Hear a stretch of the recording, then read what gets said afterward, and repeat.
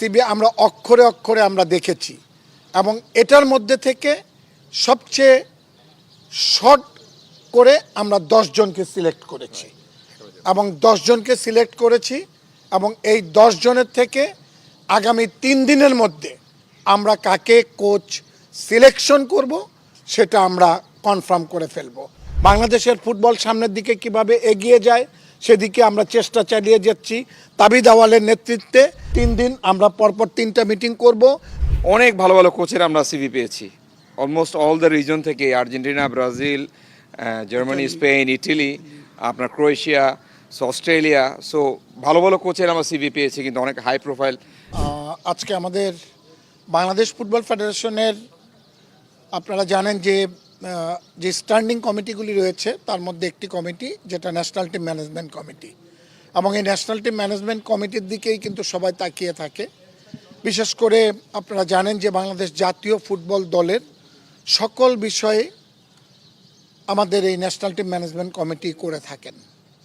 তা আজকে আমাদের প্রেসিডেন্টের জনাব তাবিদ আওয়ালের নির্দেশে আজকে একটি সভার আয়োজন করা হয়েছে এবং আপনারা জানেন এই সভাটা আমাদের এই ফর্টিস গ্রাউন্ডে আমাদের ন্যাশনাল টিম ম্যানেজমেন্ট কমিটির সম্মানিত সদস্য আমাদের সাদাত ভাই, উনি আমাদের এই কমিটির একজন সদস্য, উনি এটা স্বত্বাধিকারী, ওনার এখানেই আজকে আমরা মিটিংটা করেছি।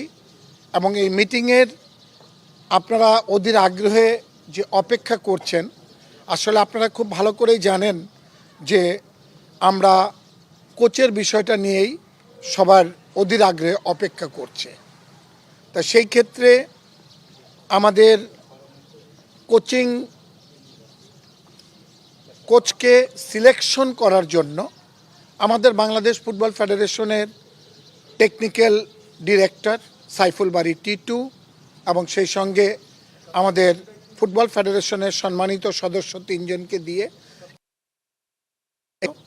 এবং সেই কমিটিতে প্রচুর পরিমাণে আপনারা জানেন যে আমাদের সব দেশের থেকে কোচের সিবি পড়েছে এবং পড়ার পরিপ্রেক্ষিতে লাস্ট 123 ছিল, সেখান থেকে শর্ট করে করে একটি পর্যায়ে 75, তারপরে আবার 55 আমাদের কাছে আজকে আমাদের কাছে যেগুলি আসছে আমরা কমিটির যারা উপস্থিত ছিলাম, আমাদের সম্মানিত সভাপতি তাবিদ আওয়াল, সিনিয়র সভাপতি ইমরুল হাসান, সদস্য ইকবাল হোসেন এবং আমাদের সাদাত ভাই, সাইদ হাসান কানন, রূপু, আমরা সকলেই একত্রিত হয়ে আমরা প্রতিটা সিবি আমরা অক্ষরে অক্ষরে আমরা দেখেছি এবং এটার মধ্যে থেকে সবচেয়ে শর্ট করে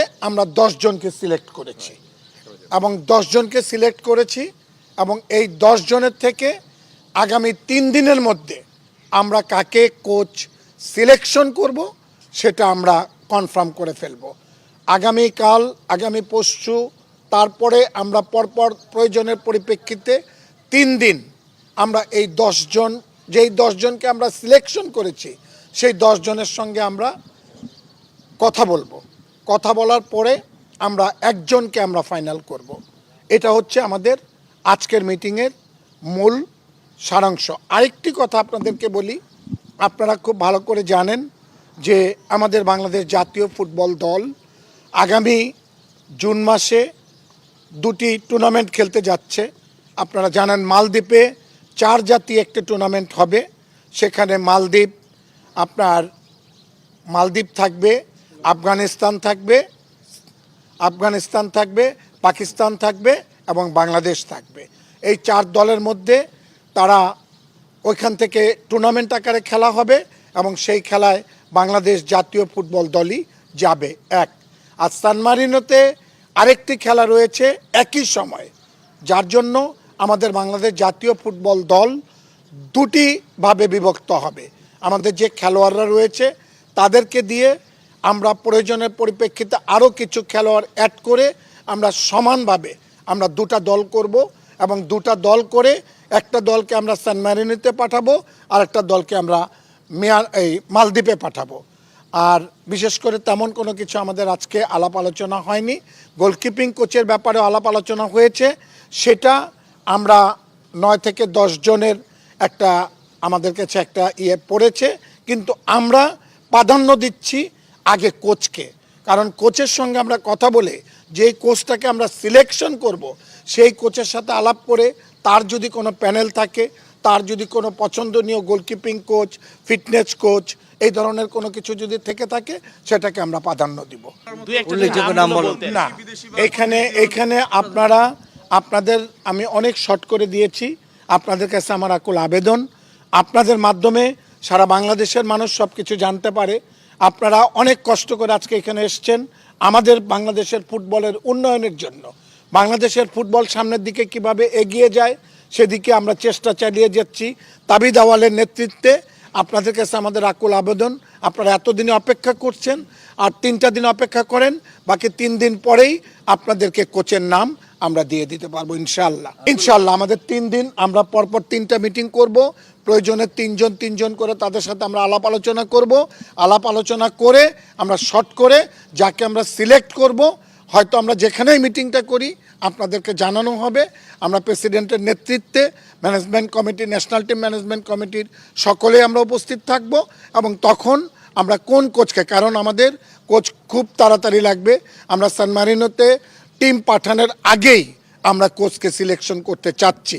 আপনারা জানেন যে আমাদের আবার সামনে সাফ খেলা রয়েছে, এবং সাফের প্লেয়ারও আমাদেরকে বাছাই করতে হবে, যার পরিপ্রেক্ষিতে আমরা কোচকে সিলেকশনের দিকেই আমরা এগিয়ে যাচ্ছি। অতি তাড়াতাড়ি আমরা কোচকে সিলেকশন করে ফেলব। জি, কারণ আপনারা তো জানেন এখন আমাদের লিগ কিন্তু অনেক কম্পিটিটিভ লিগ। আপনারা যদি লিগের পয়েন্ট দেখেন, পয়েন্ট কিন্তু সবগুলো দলে কিন্তু খুব কাছাকাছি।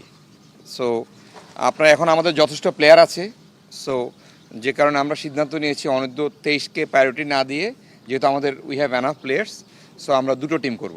সো ন্যাশনাল টিমকে 2টো টিমে ভাগ করে আপনি একটা টিম সান মারিনোতে যাবে আর একটা মালদ্বীপে খেলবে, যেহেতু মালদ্বীপ বারবার পুশ করছিল মেইন টিম পাঠানোর জন্য।